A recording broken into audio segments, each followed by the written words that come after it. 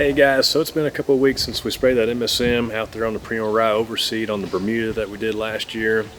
And so everything has started to turn brown, or at least the growth has started to halt.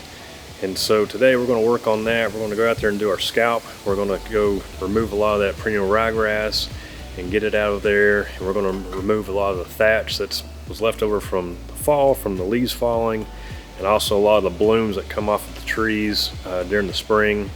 They tend to leave kind of a thatchy layer there on your Bermuda. So we're going to go in and remove a lot of that stuff today. We're going to open up that turf canopy. That way the Bermuda grass can start to take off and everything will start to look really nice here during the summer. So we're going to go work on that today. And so to do our scalp today, I'm going to be using both of these mowers. This is my old True Cut H20, and I'm going to start out with it to make the first initial passes for a couple of reasons. For one, this one's a lot easier to adjust. You just grab this lever and you can make your adjustments up and down on the height of cut. Whereas with the Toro, you've got to come in here with your height of cut gauge. You've got to adjust each side to get it dialed in to the precise height that you want to be at. And that's great for doing, low reel mowing on greens and fairways and things like that. But to do a scalp, it can be kind of tedious to have to adjust that all the time. That's why I like to use this True Cut to kind of help out with just making quick adjustments so we can just keep moving with it. And another big difference between these two mowers is the reel. This one has an 8-blade reel in it, where the Toro's got an 11-blade reel. And so a lot of times on fairway cuts, you'll use an 8-blade reel, so less blades in the reel. And what that does allows you to get more material out of the way quickly. Whereas with a greens mower, you want to have a higher blade count, so that way you get more of a clean cut and a lot more precision along your putting surface. And so this one's a lot easier to get a lot of that material removed, because if you think about it, we're going through initially and removing probably about that much material, say an inch or so, inch and a half on your initial pass. And so this one's able to kind of do that pretty easily. And the other thing I like about the True Cut is it has a variable clutch feature where you can kind of throttle the clutch with your thumb, and that way you can kind of move at a slower pace, so that way you don't bog down the reel and cause any damage. To where the Toro, the way it's designed is the reel speed and the walking speed are tied together. So the faster you move, the faster the reel spins, and vice versa. And it's done that way intentionally, so that way you get a consistent, even cut along a putting surface. And so whenever we're mowing low, that's a really great feature. I really like that it maintains that consistency.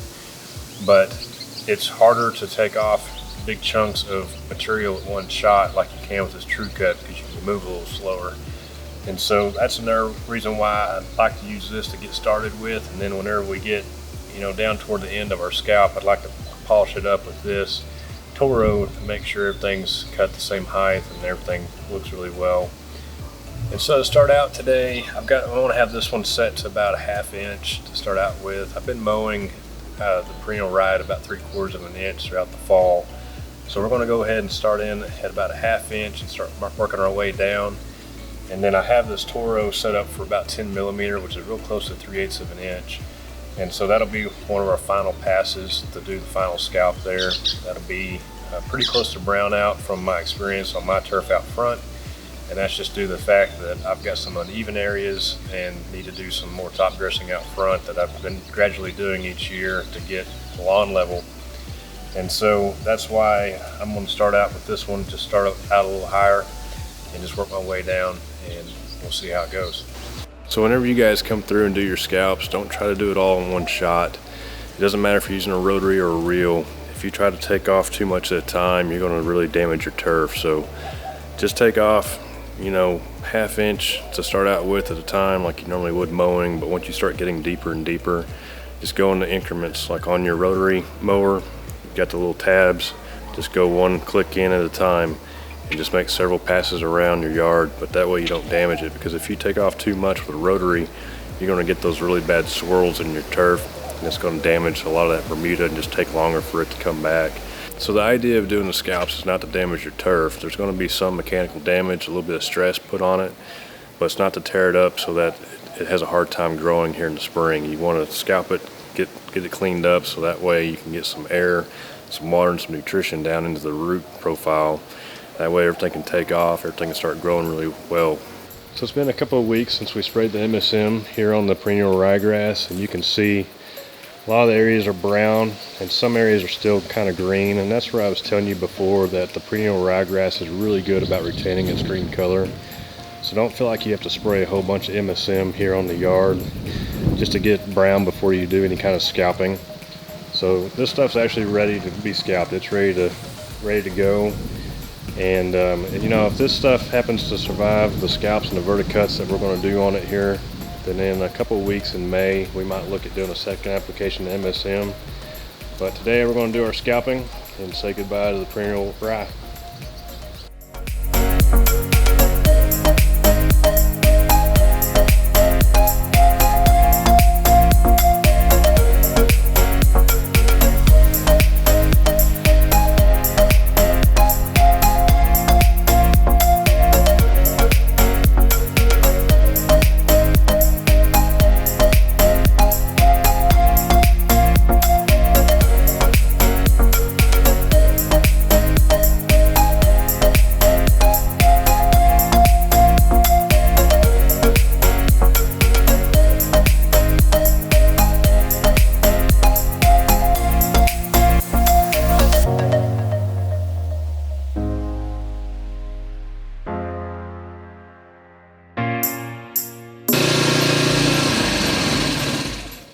Just want to show you guys how much we're cutting off. So you can see I'm coming through and taking off about an inch of this perennial rye. But you can see what I'm talking about. There's green Bermuda underneath here. It's ready to come out. So that's why it's important to get this stuff out of here. So I want to show you guys why it is that we do the scalps on Bermuda grass every year. Because what happens is in the fall and through the winter, you know, your leaves fall off your trees. And then also in the springtime, you get new blooms. And the new blooms, you know, they turn into stuff like this. And so this lawn, it looks like it's fairly clean. I mean, you have got some leaves and debris on it, but if you rake in on it,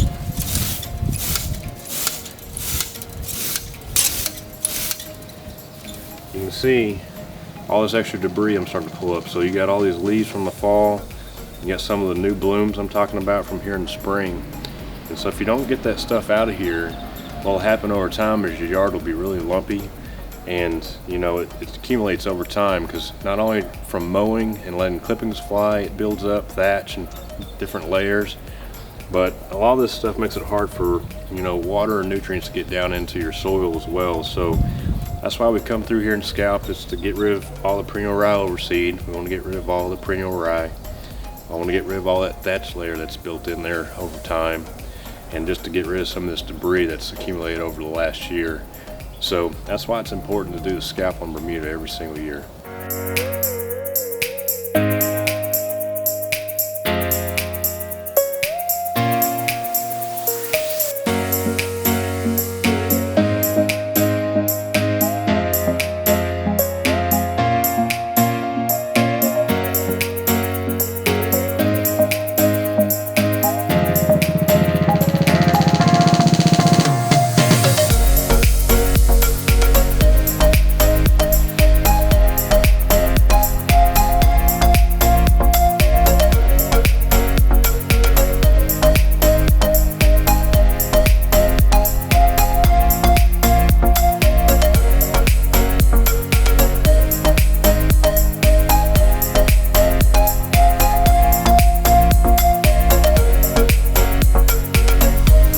So we just finished our first round of scalping here, and you can see I've got some brown there in the Bermuda, and that's okay.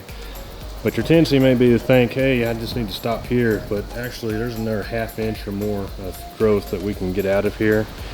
And remember, that's the whole purpose of scalping, is to get it all out of there. So we're going to keep going now in increments to get a little bit at a time, and we're going to just keep working on it. But like I showed you this morning, look at how much of that we got out of there. It's just so much growth, so much of leaves and blooms and different things. So that's why it's a good idea to just scalp it and get rid of it all, get it all off of there. So these patches here is what you call brownout, and that's something, if you're using a rotary, you're going to see quite a bit of, especially if your yard's not very level. My brownout patches are happening because these are some of the areas that are a little high in my yard that I need to do some top dressing.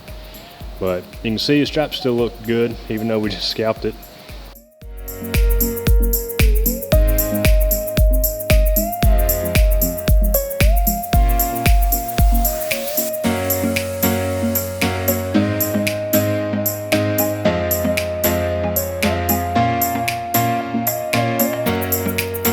So that's it for doing the scalp. We're going to stop at 3/8 of an inch. You can see some of the brown out starting to show up, but we've still got some awesome stripes, so we're still dominating the neighborhood, right? So the next thing you want to do after you've done a scalp like this is go ahead and throw down some starter fertilizer. And I've already done some fertilizer tests or some soil tests earlier this year, and my soil is pretty much deficient on everything, which is expected after coming out of the winter. So go ahead and throw down some starter fertilizer. It's not going to hurt it. It'll help really juice this thing up. So we're going to do that. We're going to put down some starter fert, some humic acid, and possibly some other products to just kind of help boost this thing along, get it going again. And so here in another week, I'll probably come back out after we start seeing some green growth start happening. I'll put my verticutter on the Toro and we'll come back out here and do some verticut just to kind of break up some of this thick canopy that we've got, and that'll just help make this turf look even better throughout the summer. So I think that's going to do it for this one, guys. Thanks for hanging around. We'll see you guys in the next one.